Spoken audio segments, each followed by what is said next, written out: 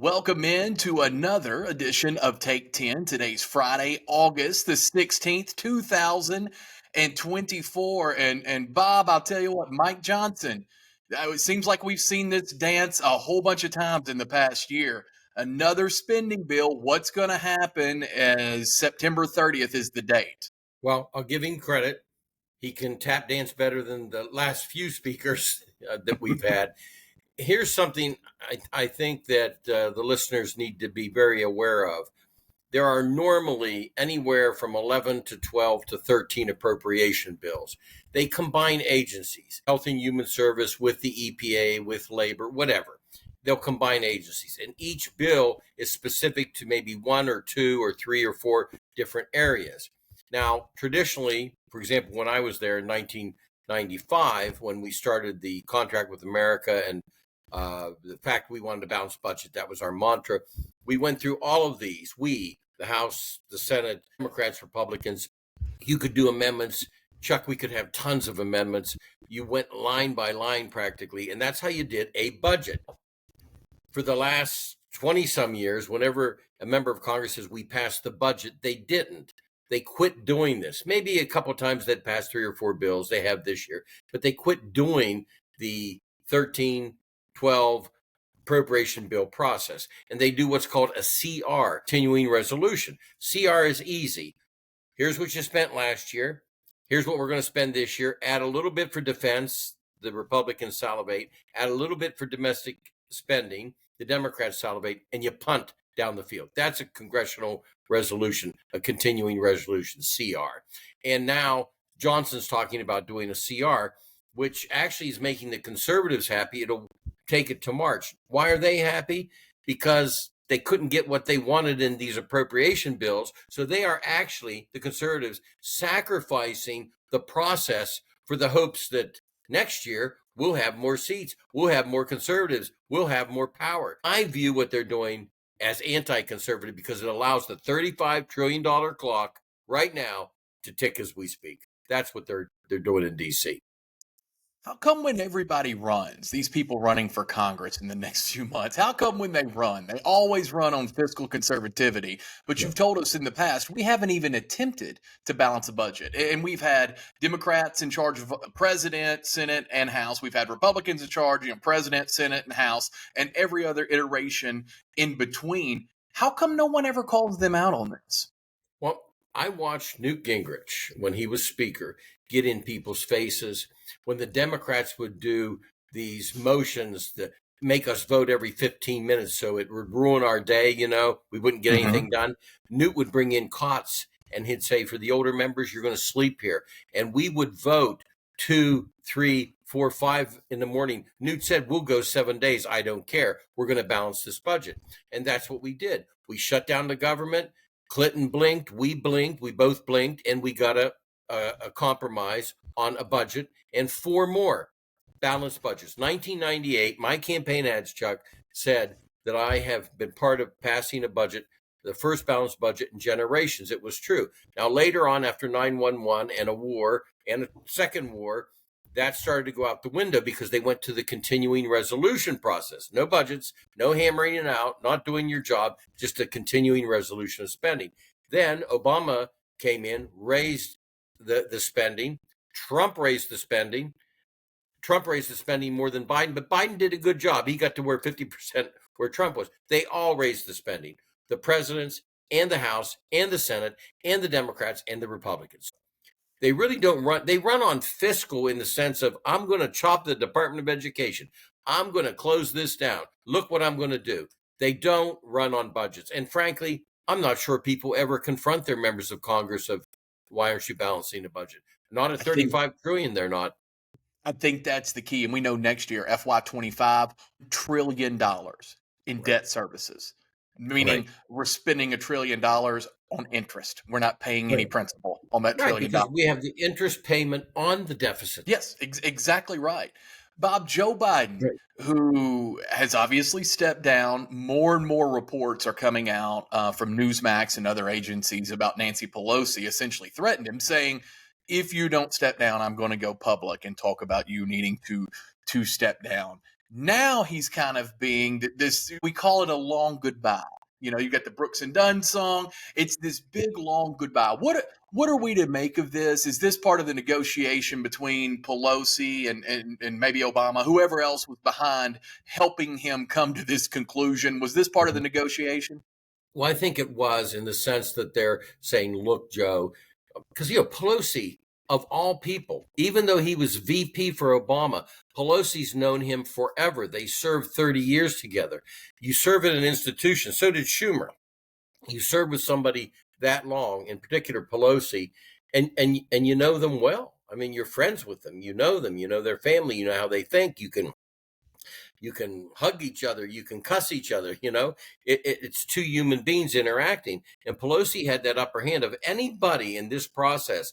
Pelosi was a determining factor whether Biden was going to stay or not. And now he's mostly bitter at her. He's disappointed in the rest. But part of the grand deal, I think, is this, conversations like this. Look, Joe, we've known each other for 30 years. You're a great guy. You did a wonderful job. That darn Trump just was so vicious, and we're really with you, and we want to make this great. Thanks for what you're doing for the Democrat Party, and we want to honor you at the convention. These are parts of, I think, of a softening for Biden. You're going to see Biden praised at the convention, of course, but I do call it the long goodbye, because there's another problem here. He's still the president of the United States. Problem for the Democrats. If you're head of the Democrat National Committee and campaigns, Chuck, do you want him out talking? Well, he's around the country? speaking Monday night at the DNC. The president of the United States is speaking. That's scripted, though. But do you want him off script somewhere? Think about that.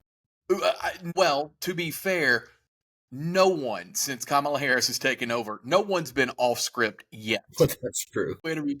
Barack Obama, he gets a whole night to himself. He's the keynote speaker on Tuesday. On Wednesday, obviously, Tim Walz is going to speak, but I noticed Bill Clinton was going to speak too. This lineup for the DNC with Joe Biden, Barack Obama, Bill Clinton, Tim Walz, and of course, Thursday we'll have Kamala Harris speaking. Pretty big lineup. Well, it's a good lineup. And look, this convention is going to go, I think, pretty smooth. They're going to honor Joe Biden. They're going to have unity. I was at the 2016 convention, and Democrats came up to me with buttons on, and I was doing some live Facebook broadcasts at that time for Talk Media News Service, and they wanted me to show their button of what they were saying about Hillary. I couldn't show it. I can't even. I don't even want to allude on your show, which I could. I mean, it's your podcast. I don't want to allude what that button said. They called her a name, and these were Democrats. You're not going to see that at this convention. It's going to be unity. We had it before, but it's going to be unity. Now, the one thing that I do want to mention, I don't know how riled up now, how active the pro-Palestinian demonstrators are, who are, the 18 to 34 progressive young Democrats. I don't know how active they're going to be. We'll have to see. Before, it was going to be really out of control. Harris, I think, has calmed some of that down, but not a lot, because she's, agreed with some arms sales recently, and, under the guise that President Biden has supported them. So we'll see. If anything, that might be a bit of a downside for the convention, but in general, it's going to be a pretty good love fest. The big news coming out yesterday, as we're starting to hear a little bit about the Harris-Walz plan, was number one, capping corporate profits, and then number two, this housing plan, where if you're a first-time home buyer, you get a $25,000 tax credit, and if you're the first person in your family to buy a home, even more than that. How can this? And we all agree, greedflation's a real thing, shrinkflation's a real thing, and inflation, they're all real. Reasonable people land there and agree with that. How would this corporate capping work? I don't know how I feel about this, although I do want my prices cheaper at the grocery. Well, I mean, they're trying to find ways where how much of a product, this boils down, they're saying corporate capping, I understand, out of profits. People call it price freezing. They go back to the Nixon era, of trying to control prices. But I think they're on a better track probably about content of packages. You're paying a way higher price for less content. Maybe things of that nature are good. Also, you can use the bully pulpit so the corporate world polices itself. We live in a capitalist society. They have a right to make a profit.